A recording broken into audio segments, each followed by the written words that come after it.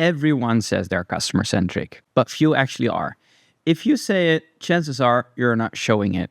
In this video, we'll unpack to recognize performing customer centricity, what it really means to do this and what it actually takes to prove it. You'll learn how journey coordination becomes real evidence for customer commitment. A recent report from Capgemini said 75% of companies believe they are customer-centric and only 30% of customers agree. Forrester, on the other hand, is known for even more dramatic statistics. 80% of leaders, 81% actually, believe they are customer-centric, and yet 3% of customers agree. Doesn't matter which stat you believe or which data set you find more confidence in, the gap is there, and it's huge. So I've worked with many organizations that proudly display their customer-first values on the walls, in onboarding and marketing campaigns. Everywhere they're saying, like, we care about the customer, we are customer-centric.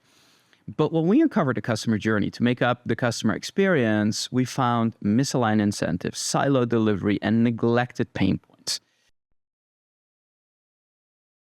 Language isn't enough, right? It's mission statements, brand values, CX principles, leadership speeches, addresses to the whole company and all hands. They create this intent, which is useful and necessary, but intent without structure is empty. I've seen many companies do this in isolation, and they had like an agile organization that was working in sprints and PI planning, and everything was well-oiled machine.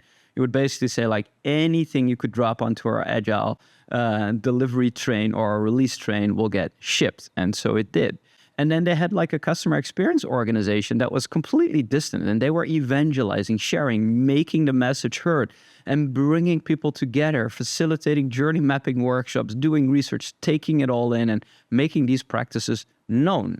So they were branding it and doing a big effort to make it work, while the actual delivery organization was like, yeah, okay, great, love it, but we don't really care because our output matters in terms of how many story points we whack every sprint, and what we're actually shipping is not really a concern as long as we are shipping. Customer experience is actually your coordination, and friction in the journey is a reflection of your internal misalignment. So that global CX team that was great at branding customer experience and customer centricity, they did a great job in helping people become aware, but there was nothing else from awareness to execution.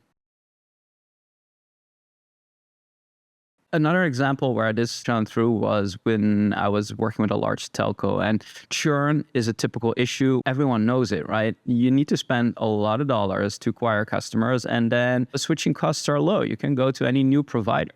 They were losing hundreds of millions of dollars every year on churn.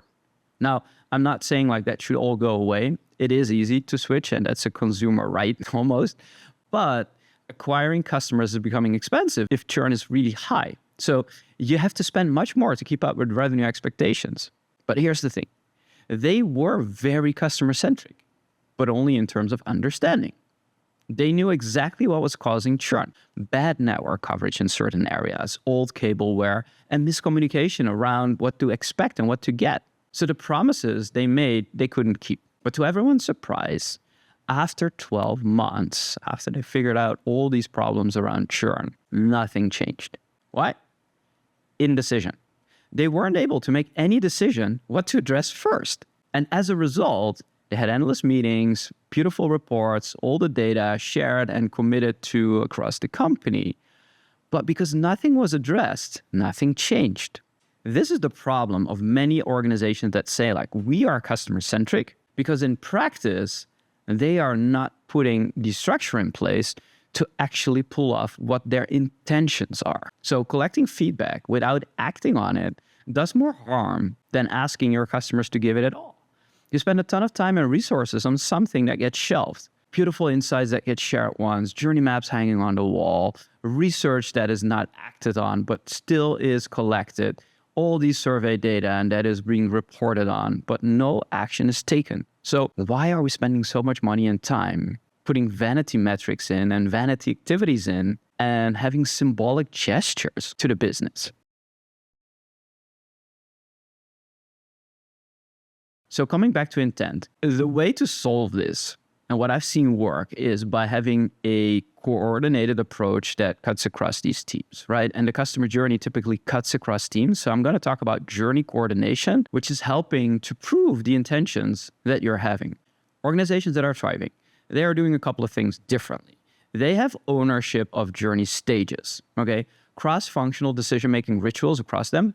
So they make sure that product, marketing, policymakers, risk managers, everyone together comes around this customer-centric journey or this customer journey around the stages to continuously understand where is the friction, where are the problems, what are our KPIs, and what are we addressing next? And that creates a sense of urgency together and to problem solve together. So the next stage would be to align your KPIs from your teams to be aligned with that journey. But even if you're just having KPIs that are based on your team or your silo, but together share this journey stage, the stage of the experience your customers are in, where multiple teams need to work together to make it happen, well, all of a sudden it becomes a shared responsibility. Teams who have that ownership and have the rituals around it to go from where is our data, what are the insights, what to prioritize next, are actually taking the right steps from talking about customer centricity to practicing it. And I'll give an example. I was working with a railroad company, and they also faced churn in their subscription products.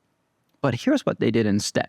They pieced together the end-to-end experience that led to churn. And there were a couple of those journeys involved. And as you can imagine, if you've traveled by train, you go from, okay, I need to go somewhere, to finding the right train ride, figuring out what time to leave, booking a ticket, or if you have a subscription, making a reservation. Or in some cases, you don't need to make a reservation. You can just tap your phone, open the gate, and walk in. If you have a subscription, you will get charged through your card, and that's wonderful. But what they figured out was there were a lot of edge cases that they couldn't help people with subscriptions.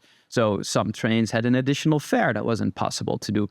And in some cases, the subscription was not helping people to enter the station when they wanted to go, but their subscription was expired or needed to renew it, or there were other problems within that experience. Piecing it together, understanding where in that end-to-end experience the issues actually were they could address, they figured out, hey, the reason people are canceling their subscriptions is mostly happening when people enter the station and they realize their subscription isn't the right one to take this particular ride.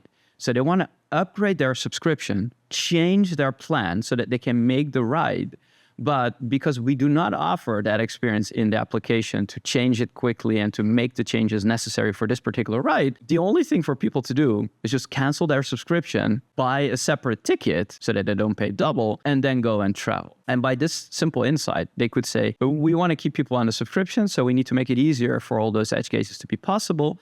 And lo and behold, by understanding where exactly to focus on, namely when people enter the station, they're in a rush, they're stressed, they want to make the train, they can't do it with their subscription, and therefore when they want to make changes, they can't, and they just cancel the whole thing so they can buy a separate ticket and go. By focusing on that moment, they were able to understand where in the experience should we actually address the most important problem for our customers, and they were able to decrease churn, keeping subscribers happy, making sure they could make the trip.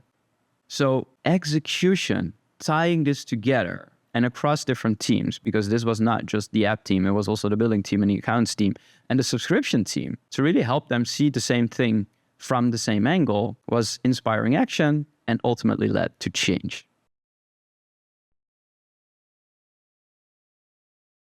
So when you look at a Gartner report that I found, organizations with defined journey ownership and metrics saw 2.5 times greater improvements in CX performance. And I think this story is starting to be compelling when you think about it. Customer centricity isn't a campaign. It's a structure. If your experience doesn't match your messaging, your promises, it's time to line around the journey. And this is actually what this entire show is about. Having an edge on experience means that you go from saying you're customer-centric to being customer-centric. So if you want to have more grounded customer experience and customer-first thinking, let me know in the comments. And I would love to hear from you if this is useful and where you want to take it next. So follow the podcast, let me know in the comments your thinking, and I'll see you for the next one.